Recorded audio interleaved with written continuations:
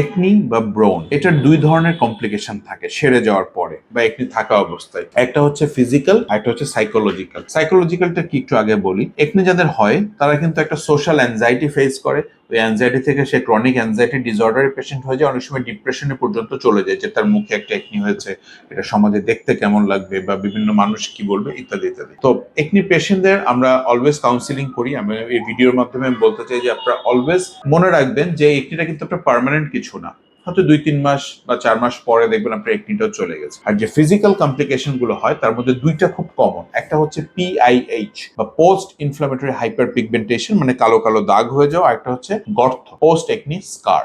এই গর্তটা নিয়ে আমরা পরে আসছি, আগে দাগে আসি। দাগ কিন্তু মূলত কালোই হয়, মানে আপনার স্কিন ত্বকের যে কালার তার চেয়ে একটু ডার্কার হয়, যে সেজন্য আমরা বলি post inflammatory hyper pigmentation.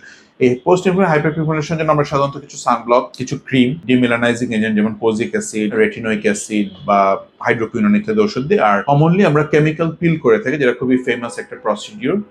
Usually আমরা গ্লাইকোলিক পিল বা স্যালিসাইলিক অ্যাসিড পিল অনেক ক্ষেত্রে করা হয়ে থাকে। আর স্কার ইউজুয়ালি ব্রড হেডিং এ 3 রকম হয়। একটা হচ্ছে ছোট ছোট যে স্কার থাকে, আইস পিক স্কার বলি, আর একটা হচ্ছে বক্স স্কার আর রোলিং স্কার। আইস পিক স্কারের ক্ষেত্রে আমরা TCA ক্রস 50% দিয়ে ইউজুয়ালি ট্রিটমেন্ট করে থাকি। এছাড়া অনেক সময় মাইক্রো নিডলিং উইথ PRP করা হয়। আর বক্স স্কার বা রোলিং স্কারের ক্ষেত্রে আমরা ইউজুয়ালি ফ্র্যাকশনাল CO2 লেজার বা ফ্র্যাকশনাল লেজার আমরা ইউজ করি। তবে এটা মনে রাখতে হবে যে একটি সেরে যাওয়ার পরে ট্রিটমেন্টটা শুরু হয়, এবং এটা একটা দুটা সেশন না, অনেক সময় 4টা, অনেক সময় 6টা, অনেক সময় 7টা 8টা পর্যন্ত সেশন লাগতে পারে। এই জিনিসটা রোগীকে একটু কাউন্সিলিং করতে হবে এবং একটু ধৈর্য ধরতে বলা হয় সাধারণত।